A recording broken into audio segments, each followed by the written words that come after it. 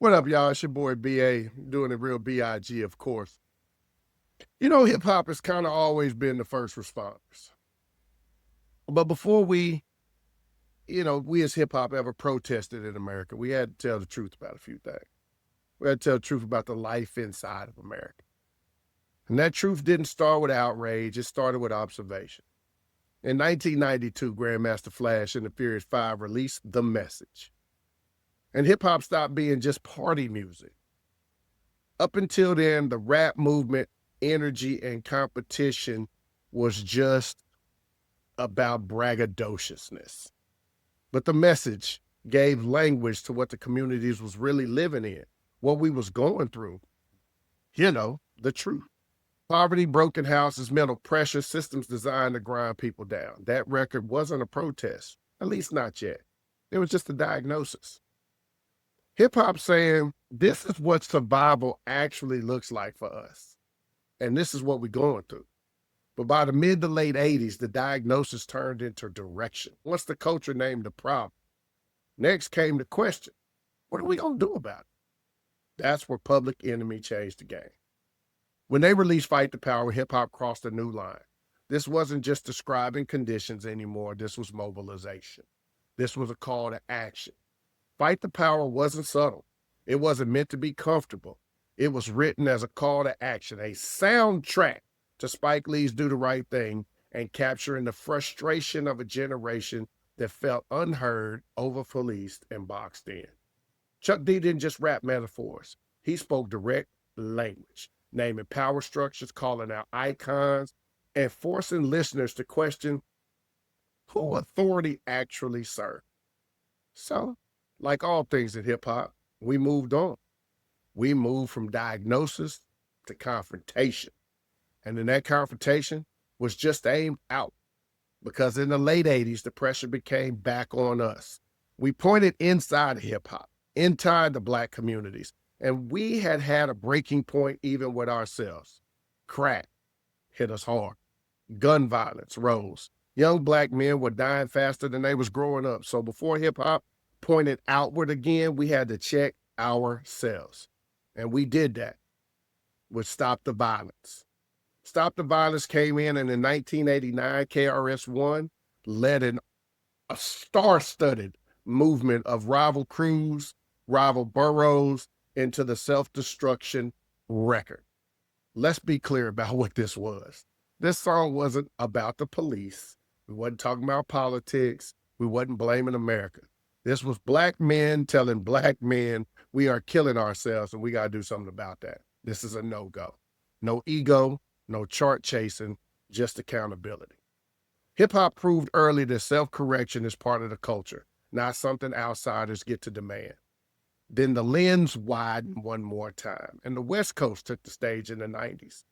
And they said, there's no longer any means for us to be separate. We are all in the same game. Led by Ice-T and Ice Cube, we stopped glorifying chaos and we start reporting it from the inside. And what doesn't get talked about enough here is there was a lot of truces between major gangs, peace walks, community efforts, sometimes involving artists connected to real gang violence that was set up and blown out of proportion for the media, showing people that we could come together for a common cause. It was narrating, and we were trying to slow things down. And we did a good job for a moment anyway. Fast forward. By the time we reached 2020, hip-hop had decades of activist muscle memory. So when George Floyd was murdered, the response wasn't performative. It was embodied. And I know y'all remember that BET Awards when Big Crit took the stage and delivered one of the most overlooked but powerful moments of an era. No spectacle, no slogans, just a man on a stage, a statement, a mission. Just Southern truth, grief, anger, but dignity, reminding us that the protest doesn't always scream. Sometimes it just testifies. And activism evolves. Artists don't always stay the same. They grow up just like hip hop did. T.I. came up as a trap star, street logic, hustle narratives, Southern dominance. But with records like Warzone, he started to shift. He started to see things a different way. less glorification, and more interrogation. Talking policies, politics, economics, political power, not just bars. We got some direction. And in this era, two artists really became the pillars. There was Kendrick Lamar. We already talked about his halftime thing, but he made therapy sessions and war cries at the same time. And of course, J. Cole shows activism isn't just about speeches. Sometimes really just about showing up. This man walks in protests. He funds his community. He chooses presence over performance. That's grown man activism. Now, this is where stuff starts to get a little uncomfortable because hip hop has always answered the moment. Every generation has had a voice. We refuse to stay quiet while the world burns. But now we're in a different kind of crisis. This generation is living through police violence and digital warfare, mental health collapses, economic pressure, even algorithmic distractions. And the question isn't where hip hop sees it. The question is, who's going to speak up for it? Who is actually listening or will listen when they do? Because protest doesn't always trend. Truth doesn't always go viral, and activism doesn't always stay fit inside of a 30-second clip. So what will this generation of artists have to say when there's no rollout attached to the pain, when no labels pushing you, when no cameras moving? Will the voices rise from the underground, from certain regions, from artists with nothing to lose? Will they be the ones to speak up? What about you fans? Do you demand it like we did? Do you want substance, not just vibes?